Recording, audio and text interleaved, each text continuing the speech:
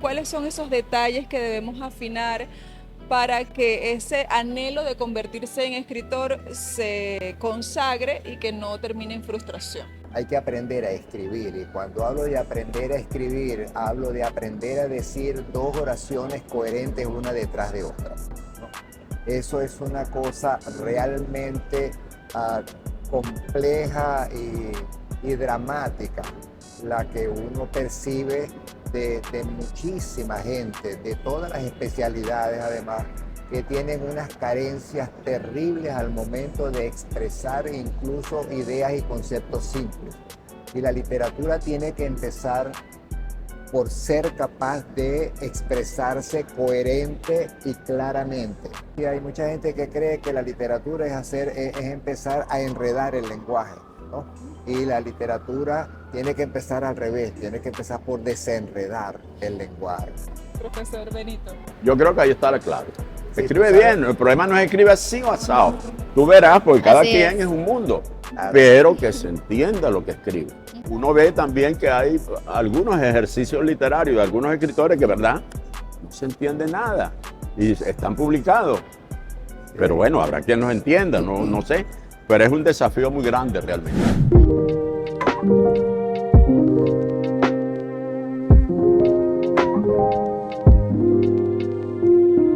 Hola, ¿cómo están todos y todas? Bienvenidos nuevamente a un nuevo episodio del podcast de la Librería del Sur Entre Libros. Nosotros seguimos grabando estos capítulos desde la Galería de Arte Nacional, sede de la Feria Internacional del Libro de Venezuela, en su edición número 20 en este año 2024, y como siempre en estas entrevistas me acompaña Francesca. ¿Cómo estás, Francesca? Hola Gisette y bueno, hola a todos, muchas gracias por estar acá con nosotros una vez más.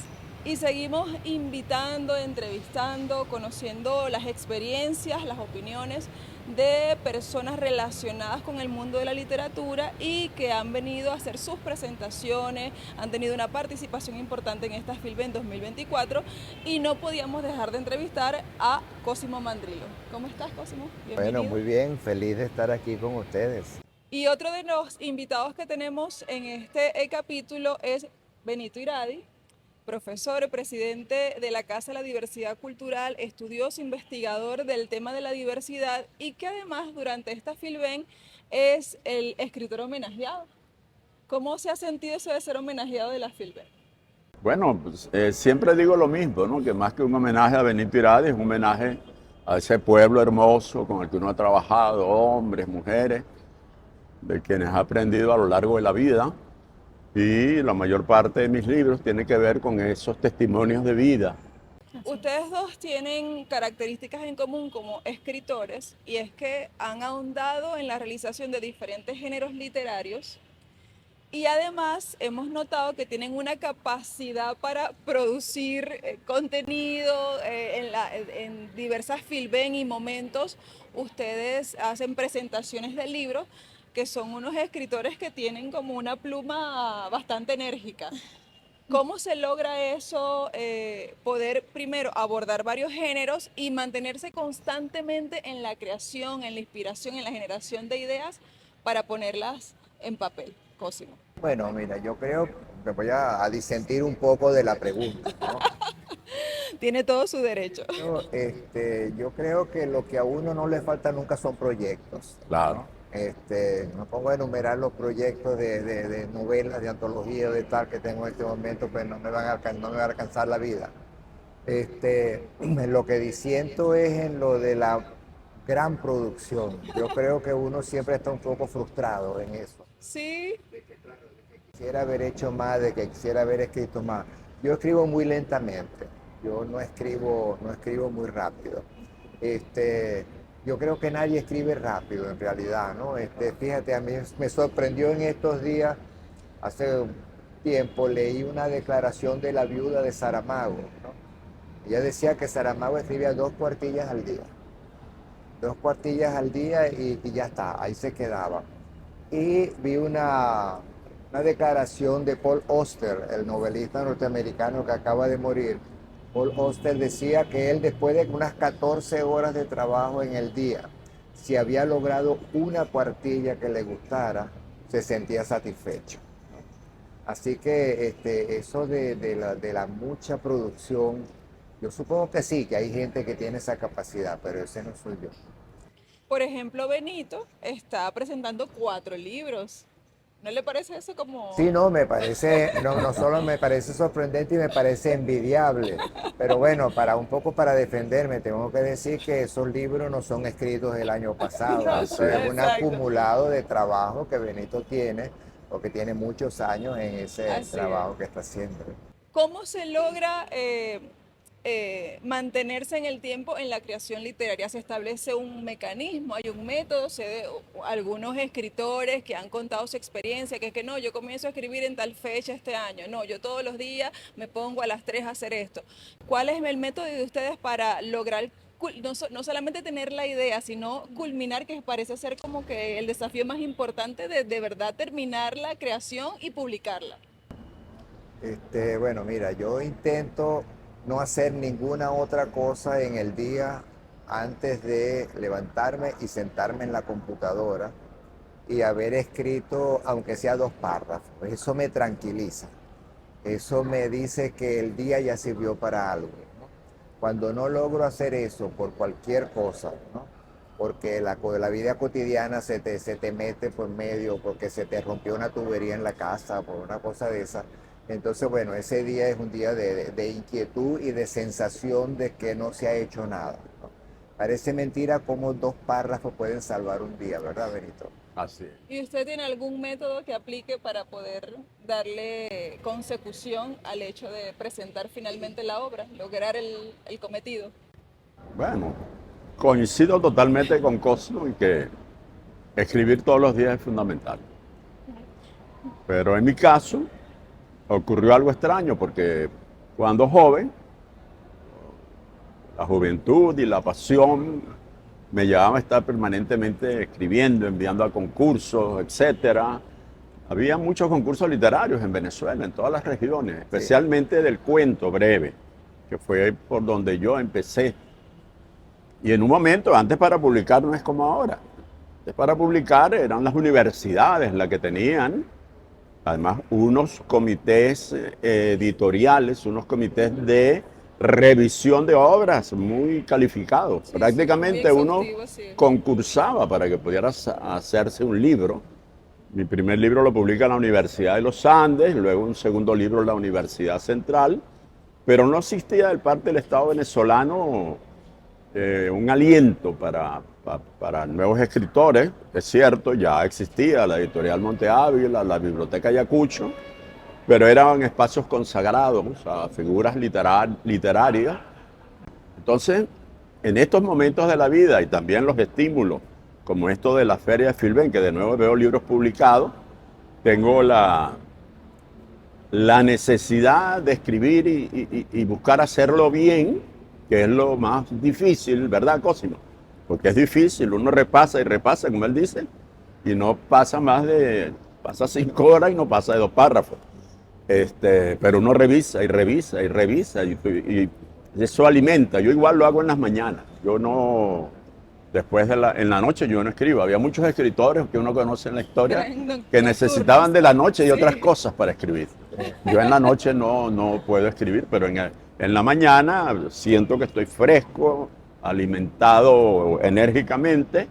Las primeras horas de la mañana para mí son clave. Señor Benito, yo quería preguntarle acerca de cómo se titulan los libros, porque sí sabemos que, como lo han dicho ustedes, la creación literaria lleva su tiempo, tiene su proceso para los escritores. ¿Cómo se determina el título y sobre todo por qué se llama La Caja de los Truenos, su libro? Lo tenemos por acá. En el caso de La Caja de los Truenos, porque es una frase de esas 3 mujeres afrodescendientes, 2 coincidieron en hablarme de la Caja de los Truenos como el territorio donde ellas viven. ¿Cómo no? Poner título es un drama, ¿no? Así es, así Es es. un drama. Y muchas veces lo mejor es recurrir a algo que ya está dentro del libro, ¿no? Por ejemplo, Con voz de animal pequeño es un verso de uno de los poemas, ¿no? Y cuando estaba por ponerle un título, bueno, nada, empecé a pensar en todas las posibilidades y de repente me encontré con ese verso y me pareció que era lo suficientemente sugerente y era bello de oír, ¿no? Este, pero, por ejemplo, conspiración en el mercado es un error garrafal como título, ¿no? Porque Porque Tú sabes que este libro lo presentó, el primero que presentó el libro fue Carlos Sandoval, que por cierto le van a presentar un libro, creo que se lo están presentando en este momento. Yo le escribí, le dije, Carlos, tengo un libro, quiero que me presente, tal. Y me dijo, bueno, mándamelo, ¿no? Le dije, es una novela, tengo una novela, bueno, mándamelo, ¿cómo no? Yo te la presento, ¿no? Sin haberla leído y sin nada. Entonces después me cuenta que cuando yo se la mandé y él vio el título, él pensó que era una cosa sobre economía y sobre denuncia del capitalismo, de la cosa y ajá, tal. Y entonces él dijo, se encontró con una ¿En novela. en qué me habré metido? Dijo él, que no, ¿en qué me habré metido con este ¿En qué andará compromiso, no? Cosimo que escribió eso? Este, y entonces, claro, y después él mismo me dijo, mucha gente va a creer, no se va a dar cuenta que es una novela, porque es que además, tú te acuerdas que antes los libros tenían el El género género, claro, en explicitado la en la portada. portada, ¿no? Ahora no, ahora ya no se usa. Entonces dicen, mira, mucha gente no se va a dar cuenta que es una novela. Y yo estoy de acuerdo, yo creo que hubiera podido tener un título mucho más alusivo. Entonces, bueno, nada, poner título, eso es un drama, es un drama. Con varios escritores y escritoras que hemos hablado, nos han comentado que luego de la publicación de su libro, hay, dependiendo de las experiencias que tienen, pero tienen en común una sensación de arrepentimiento por alguna cosa. Debí haberlo escrito así, debí haberlo titulado de esta forma, mire, esto pude haberlo mejorado. ¿Cómo conciliarse con primero la felicidad de la publicación y además la autocrítica No, del arrepentimiento de debía hacer esto? irreconciliable, ¿no? Irreconciliable. No. Ya Benito hablaba de la corrección. La corrección es el trabajo más largo y más extenuante de cuando uno escribe. Uno escribe 2, 3, 4, 10 veces, pero corrige 100, 200, 300. Fíjate que yo cité a Paul Auster ahora que decía que una cuartilla, pero es una cuartilla que tardaba unas 14 horas diarias, ¿no? Entonces él decía, claro, la escribo, pero eso la corrijo infinidad de veces hasta que me siento satisfecho. Pero esa satisfacción es siempre momentánea, ¿no? Si dejas tu manuscrito en la gaveta y lo retomas al mes o a los 3 días o a la semana, cuando hay ya como un distanciamiento, ya es como si lo hubiera escrito otro, siempre vas a encontrar cosas que no te gustan. Por eso dicen que la única manera de realmente salir de un manuscrito es publicarlo, ¿no? Y claro, después que lo publicas, igualito lo vas a releer y te vas a arrepentir de muchas cosas o vas a decir, lo hubiera podido decir, escribir, añadir. Pero bueno, ya digamos que es más difícil corregir eso porque eso implicaría una reedición, etcétera, ¿no? Entonces hay que desprenderse en algún momento con absolutamente satisfecho o insatisfecho o medianamente satisfecho, pero hay que desprenderse del manuscrito para dejar de intervenirlo, si no se va a seguir interviniendo indefinidamente. ¿Cómo lucha Benito Iradi con esa necesidad de autocorregirse, de perfeccionarse en la escritura?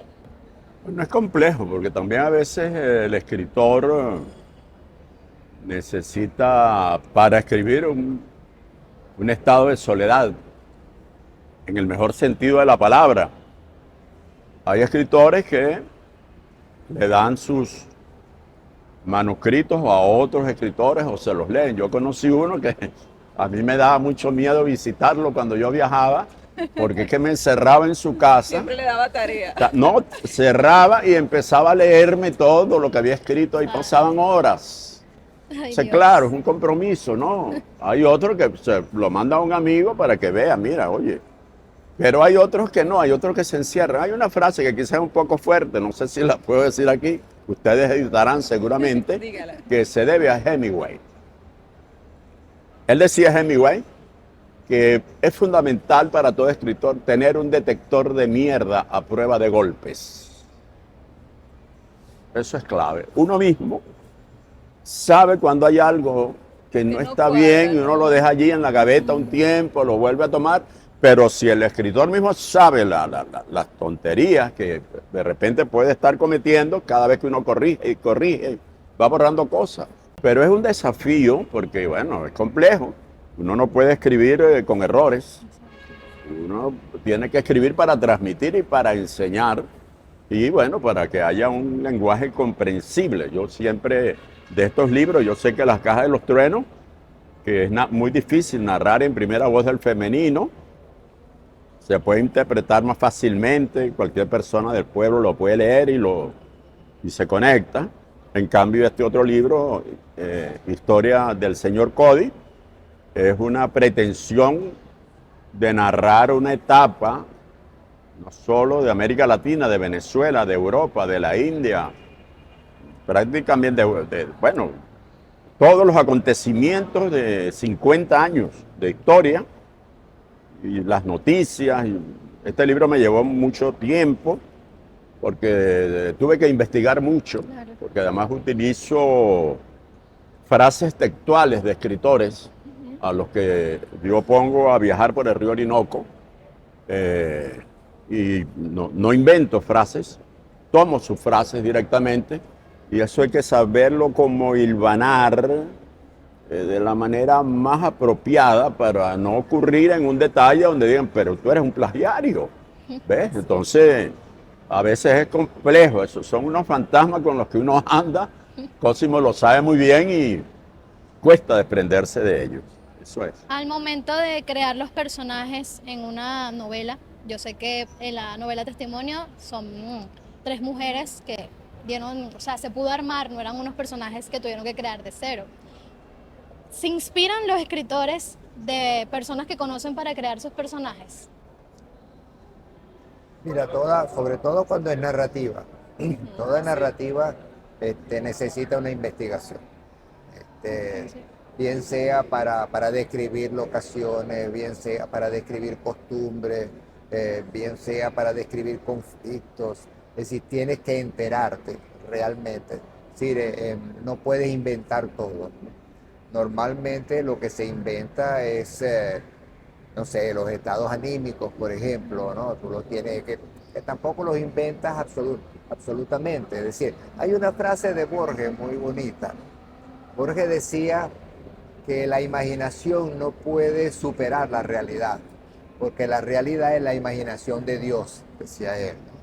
Entonces, todo está realmente apoyado en la realidad y en lo que conocemos como seres humanos. Así que tú no puedes inventar un estado de ánimo, sino que en cierta forma o lo has padecido, Claro. o lo has leído, o lo has tomado de otros, o lo has visto en otros personajes de novela. Pero toda narrativa requiere una investigación, es decir, es muy poco, la invención absoluta no existe. Si tuvieran ustedes que aconsejarle a esos aspirantes a escritores, ustedes que ya tienen una experiencia acumulada en la creación literaria, ¿cuáles son esos errores en los que no podemos caer? ¿Cuáles son esos detalles que debemos afinar para que ese anhelo de convertirse en escritor se consagre y que no termine en frustración? Mira, yo lo voy a decir rapidito y le voy a dar la palabra a Benito. Hay que aprender a escribir, y cuando hablo de aprender a escribir, hablo de aprender a decir 2 oraciones coherentes una detrás de otra, ¿no? Eso es una cosa realmente compleja y dramática, la que uno percibe de muchísima gente, de todas las especialidades además, que tienen unas carencias terribles al momento de expresar incluso ideas y conceptos simples. Y la literatura tiene que empezar por ser capaz de expresarse coherente y claramente. Y bueno, volvemos a lo de la utilización de la herramienta, del instrumento de la literatura que es el lenguaje. Es decir, tienes que saber manejarlo de pe a pa. Y después, una vez que ya lo manejas realmente, entonces sí puedes empezar a experimentar, puedes empezar a inventar. Pero yo tengo la impresión de que mucha gente empieza al revés, ¿no?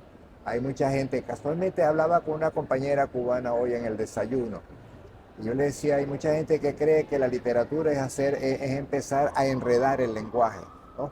Y la literatura tiene que empezar al revés, tiene que empezar por desenredar el lenguaje. Entonces, mira, la claridad, la capacidad de expresión, es fundamental. Si no tienes eso, no manejas la retroexcavadora que decíamos al principio, sino que manejas la palita, ni siquiera una pala del bañil, sino la palita de los niñitos de jugar en la playa. Profesor Benito. No, coincido con Cosimo perfectamente. Yo creo que ahí está la clave. Sí, Escribe tú sabes. bien, el problema no es escribe así o asado. Tú verás, porque cada Así quien es. es un mundo, Claro. pero que se entienda lo que escribe. Uno ve también que hay algunos ejercicios literarios de algunos escritores que, ¿verdad? No se entiende nada y están publicados. Pero bueno, habrá quien los entienda, no sé. Pero es un desafío muy grande realmente. Bueno, ahora llegamos a nuestro segmento de preguntas, entonces vamos a hacer unas preguntas acerca de sus gustos literarios. Entonces vamos a comenzar con ¿cuál es su libro favorito? Yo te voy a decir una verdad. Dígala. Mi libro favorito es la Biblia. Mi padre era muy católico y me hacía leer la Biblia. Y hay pasajes de la Biblia con los que yo juego en la escritura.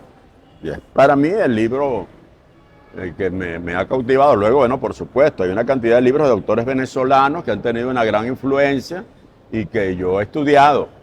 O sea, José Antonio Ramos Sucre, Andrés Eloy Blanco, un poeta extraordinario quizás, porque son de allá de Sucre, el autor de aquel poema Azul de Manicuare, Cruz Almerón Acosta. Cruz Salmerón Acosta, pero también yo he estudiado mucho a gallegos.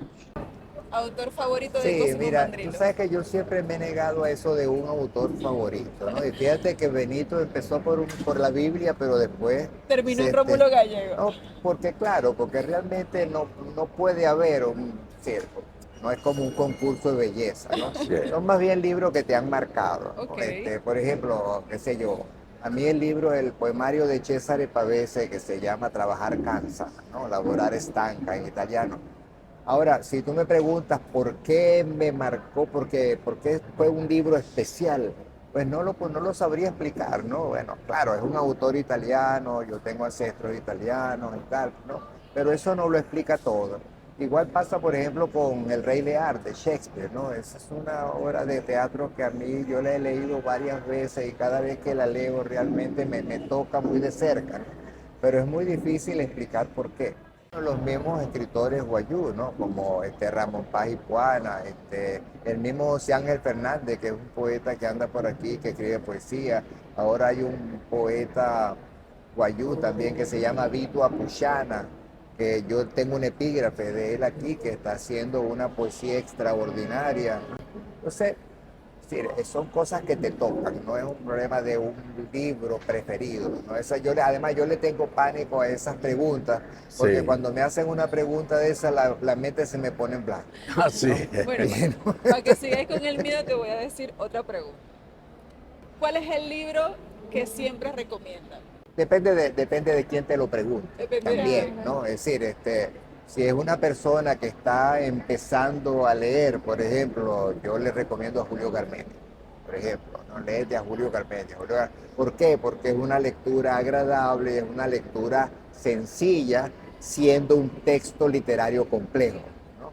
Que es donde está la magia, el milagro de la literatura, de una cosa sencilla, legible, ¿no? Cercana, Pero si tú te pones a analizarla, acabo de leer una novela de un escritor chileno, se llama, creo que es Hernán Pérez Letelier, el segundo apellido es Letelier, pero no Letelier. recuerdo, pero el primer apellido es Pérez, o Hernán, él es Hernán algo Letelier. Tiene una novelita que se llama La contadora de películas, que me fascinó, es una maravilla porque es una historia muy sencilla, pero donde tú puedes analizar cómo la literatura es capaz de incorporar todos los conflictos sociales, las denuncias y todo eso, sin decir en ningún momento conflicto social, sin decir denuncia, sin hacer un sermón político. Es decir, cómo la novela reproduce la realidad de una manera que el lector no tiene otra manera que percibirlo y darse cuenta de las injusticias sociales, de las discriminaciones, de todo ese tipo de cosas. El libro que siempre recomienda Benito Irade. Bueno, yo coincido con Cosimo, es complejo, ¿no? Pero Cosimo habla de ejemplos de narrativa. Yo hablaría, como para iniciarse, ejemplos de la poesía. Y una poesía fresca, de humor, de picardía, que atraen. La tenemos en dos poetas venezolanos, que son Aquiles Nazoa y Andrés Eloy Blanco. Uno no puede decir, hoy tengo un autor este o aquel. No, hay como un campo abierto en el cual uno navega y trata de descubrir. La vida no le alcanza a uno para aprender todo lo que uno quisiera aprender. Bien, muchas gracias a ambos. Gracias. Por estar Gracias a con ustedes, nosotras gracias a en ustedes. esta entrevista donde estamos tratando de mostrarles a ustedes a través del podcast de la Librería del Sur qué está sucediendo en esta FILBEN 2024 y por supuesto no podíamos dejar de entrevistar a dos de sus personajes principales, en el caso de Benito Irade, escritor, docente, investigador, escritor homenajeado de la FILBEN, que viene a presentar 4 creaciones, entre las que se encuentran La historia del señor Cody y La caja de los truenos, más otras 2 que también está presentando en esta FILBEN, y a Cosimo Mandrillo, que siempre viene a presentar en la FILBEN y que en esta 2024 está presentando Con voz de animal pequeño, obra ganadora de la Bienal de Poesía Gustavo Pereira.